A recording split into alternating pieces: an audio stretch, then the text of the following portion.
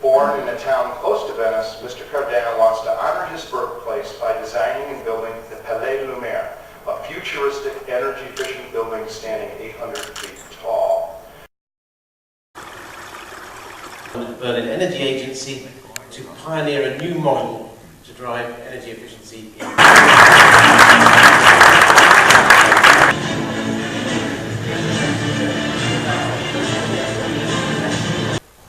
On behalf of the Senate of Berlin and the Berlin Energy Agency, it is a great honor for me to obtain the Energy Efficiency Innovator Award today. The award in the category Business Model is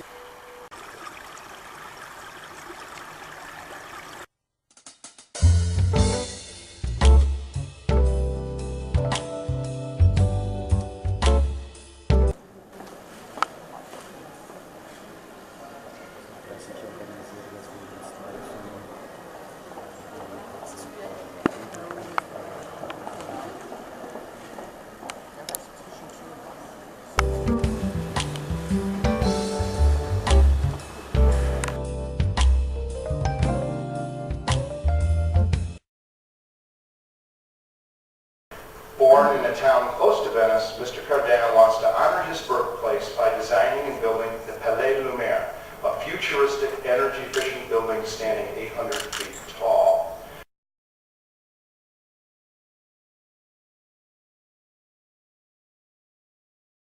I looked at the topic, the picture, the opportunity, and then Mr. Pierre Cardin says, no, feel the possibility by his design, that it can happen, that it is possible.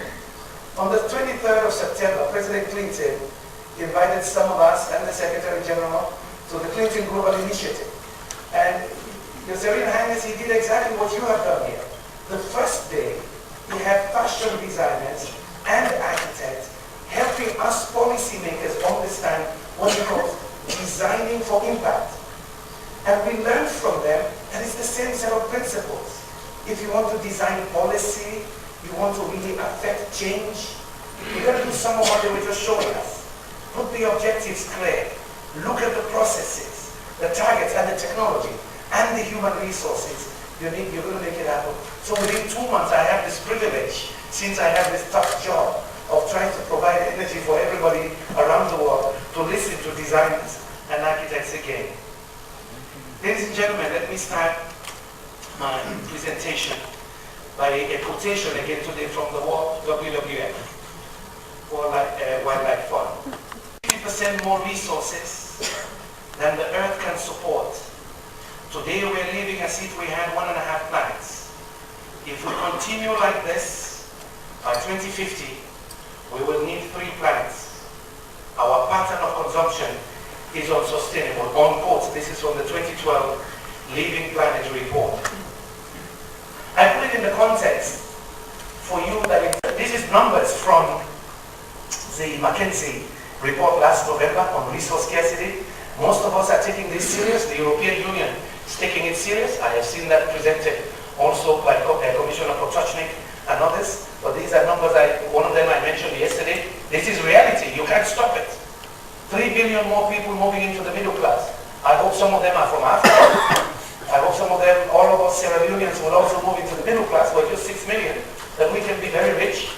But this means, as I said yesterday, demand for more televisions, more cars, more buildings. They have to live like you. You can't stop them. They have to live like you. That's the aspiration. We in the UN promised countries that if you democratize, you liberalize your economies, the guarantee is a good life, good living. And what is a good living? We looked at the Western world. And these 3 billion people are hoping that will happen for them. But if we continue to consume as we do today, if they do the same we have done, we need many more planets. That's what WWF and others have told us. But Awareness and spur action on climate change and energy efficiency. look at what has happened to food prices in the last decade. You may have seen many of these articles already. I don't need to repeat them this year. What has happened to food prices? The Food and Agriculture Organization already projects, and when the heads of states met in L'Aquila, they already talked about this. We need to increase food production by 50% by 2030. We We need to increase it by 70% by 2050. How are we going to do that? But also the composition of diets will change. All of that we have to do in the context of planet. We still have 7 billion people on this planet, to be 8 billion soon, and then 9 billion by 2050. Maybe some of us might still be around, I don't know. But the idea is, that the issue is, can growth be inclusive? Can we have prosperity for all and still maintain this planet? This is real. We need to give people hope. We need to show them possibilities. We need a picture of the opportunities, but opportunities that are for all. So I cannot tell you about energy, so I changed my presentation this morning. You had the specifics last night at this about some of the areas. We want to work with Johnson Control. The International Copper Association has backed me along because all of those televisions and refrigerators, they need copper in it. So they've been backing me. And oil companies, Statoil and others, Duke Energy, ESCOM, to see how we make this a reality.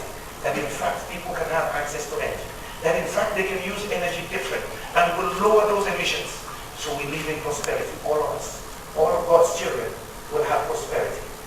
This is just to say, I brought in your discussion to make it maybe a little bit more exciting under the tent, that this is not just about energy, it's not just about you and me, it is about 9 billion people by 2050. Thank you very much.